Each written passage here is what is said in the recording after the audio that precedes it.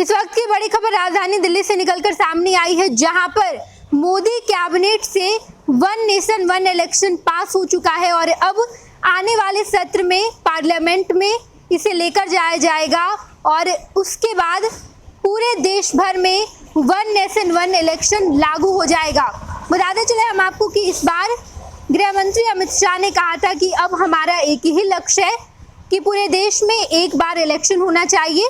विधानसभा election और Lok Sabha election एक साथ होंगे और बाकी पंचायत निकाय के जो चुनाव है वो दूसरे चरण में हो, लेकिन 100 दिन के अंदर इलेक्शन समाप्त हो जाने चाहिए।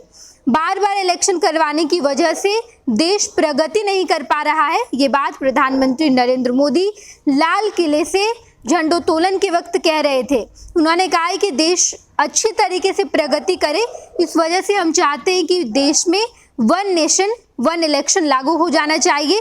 इससे देश की संसाधन भी बची रहेगी, समय भी बचा रहेगा और इसके बाद देश का विकास भी अच्छे तरीके से हो पाएगा। गृह मंत्री अमित शाह ने प्रेस कॉन्फ्रेंस करके इस बात का ऐलान किया था और आज मोदी कैबिनेट ने इसे मुहर लगा दिया है।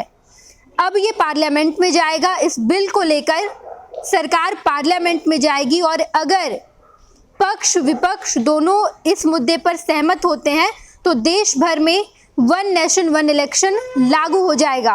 बताते चले हम आपको कि रामनाथ कोविंद की समिति ने लगभग 191 दिनों तक इसकी समीक्षा की और उसके बाद रिपोर्ट तैयार करके राष्ट्रपति द्रौपदी मुर्मू को सौंप दिया। द्रौपदी मुर्मू ने इस रिपोर्ट की समीक्षा की और सब कुछ सही पाया और अब मोदी कैबिनेट ने भी इसे मुहर लगा दिया है।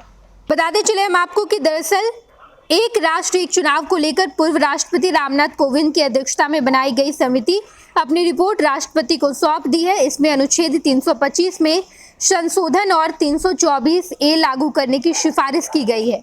191 दिनों तक विशेषज्ञों और स्टेक होल्डर से चर्चा के बाद कमेटी ने 18,626 पन्नों की रिपोर्ट दी है।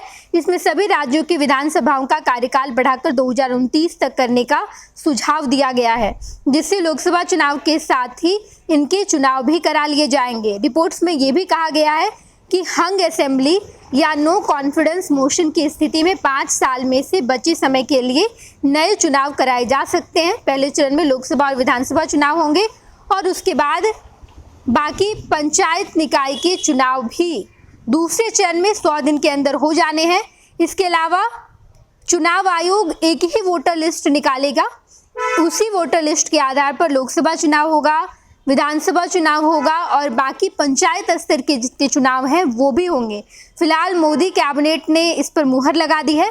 अब जब ये पार्लियामेंट में आएगा, इस बिल को पेश किया जाएगा, तो अगर पक्ष विपक्ष इस पर एक मत रखते हैं तो सर्वसहमति से पूरे देश भर में वन नेशन वन इलेक्शन लागू हो जाएगा। बाकी आप इसके बारे में क्या सोचते हैं? क्या आपको लगता है कि वन नेशन वन इलेक्शन सही है? तो कमेंट बॉक्स में बताइएगा और अगर आपको लग रहा है ये गलत है तो भी अपनी राय रखिएगा। देखते रहिए फर्स्ट बिहार झारखंड।